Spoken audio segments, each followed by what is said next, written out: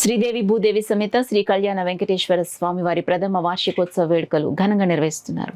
ఉత్సవాల 3వ రోజు శ్రీ వెంకటేశ్వర స్వామి హంసవాహనంపై దర్శనమిచ్చారు. కాకినాడ రామకృష్ణరావుపేటలో వేంచేసిన శ్రీదేవి భూదేవి సమేత శ్రీ కళ్యాణ వెంకటేశ్వర స్వామివారి ఆలయం ప్రథమ వార్షికోత్సవ వేడుకలు ఈ నెల 16వ తేదీ నుండి 24వ తేదీ వరకు ఘనంగా నిర్వహిస్తున్నారు. ఉత్సవాల్లో భాగంగా 3వ రోజు స్వామివారి ఉత్సవ విగ్రహాలను హంసవాహనంపై ఉంచి ఊరేగింపును నిర్వహించారు. ప్రత్యేకంగా అలంకరించిన రథంపై వివిధ రకాల పూలతో అందంగా అలంకరించారు.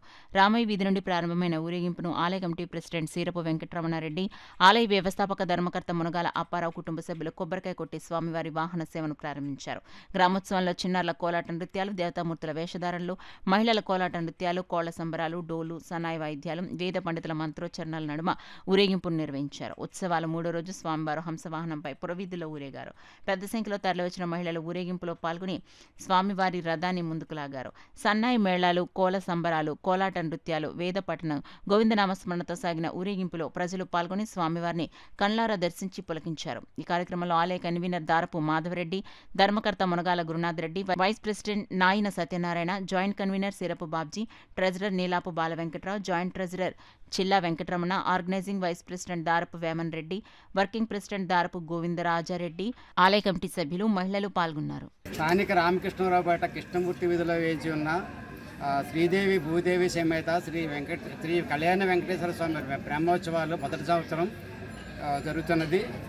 అతివైభవంగా జరుగుతున్నది. ఈరోజు స్వామివారి హంసవాహనం మన రామకృష్ణ పురవీధిలో చాలా వైభవంగా జరుగుతుంది.